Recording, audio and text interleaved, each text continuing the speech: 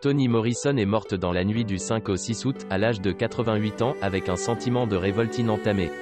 L'écrivaine américaine est morte au Montefiore Medical Center de New York, a précisé son éditeur, Alfred Knopf, à Associated Press.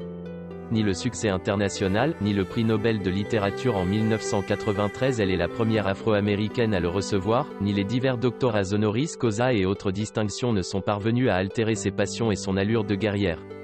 Certes, elle a vu un afro-américain accéder à la présidence des États-Unis. Mais 8 ans plus tard, elle a assisté à l'élection de Donald Trump et au retour du racisme décomplexé. Silhouette imposante, port de tête altier, tout en elle était impériale et impérieux. Petite fille d'anciens esclaves, elle savait d'où elle venait. Et elle n'a jamais craint de choquer, par exemple, en qualifiant, en octobre 1998, Bill Clinton de premier président noir des États-Unis. Il présente toutes les caractéristiques des citoyens noirs, précisait-elle. Un foyer monoparental, une origine très modeste, une enfance dans la classe ouvrière, une grande connaissance du saxophone et un amour de la junk food digne d'un garçon de l'Arkansas. Plus récemment, en 2015, alors qu'elle faisait à Londres la promotion de son dernier livre, God Help the Child, elle déclarait au quotidien The Telegraph, à propos de plusieurs bavures policières qui venaient d'avoir lieu aux États-Unis: je veux voir un flic tirer sur un adolescent blanc et sans défense. Je veux voir un homme blanc incarcéré pour avoir violé une femme noire. Alors seulement, si vous me demandez, en a-t-on fini avec les distinctions raciales, je vous répondrai oui. Chloé Wofford naît le 18 février 1931, à Lorrain dans une famille de 4 enfants. Elle passe son enfance dans le ghetto de cette petite ville sidérurgique proche de Cleveland. Son père est ouvrier soudeur et n'aime guère les blancs, sa mère est plus confiante en l'avenir.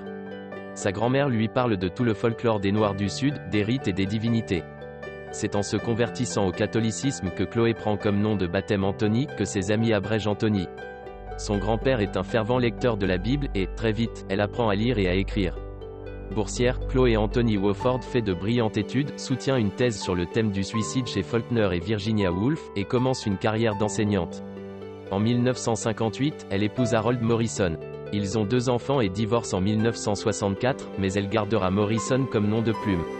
Elle enseigne l'anglais à l'Université d'État de New York et travaille comme éditrice chez Random House, où elle publiera notamment une anthologie d'écrivains noirs, The Black Book. Elle voulait appeler ce roman War, son éditeur a jugé que ce n'était pas assez vendeur. Pourtant War convenait mieux à cette combattante somptueuse d'une cause qui ne connaît pas de victoire définitive. Pour son 11e roman God Help the Child, le seul situé à l'époque actuelle, les Français ont préféré le titre de Délivrance. Ce qui est bien le sujet du livre. Comment se délivre-t-on du regard de l'autre ? Comment sort-on de la prison des souvenirs et des traumatismes? Dès sa naissance, Lula Ann Bridewell est jugée beaucoup trop noire par ses parents à la peau plus claire. Jeune femme, elle se fait appeler Bride et croit avoir réussi. Mais se remet-on d'une enfance dévastée? Comment se remet-on d'avoir été une enfant noire dans le ghetto de Lorrain? Comment se remet-on d'être une femme noire dans une société qui n'en a pas fini avec la question raciale? Toutes ces questions, Toni Morrison n'a cessé de les poser, dans sa vie et dans son œuvre. Et même le prix Nobel pour son art romanesque qui dresse un tableau vivant d'une face essentielle de la réalité américaine, n'a pas apaisé ces interrogations.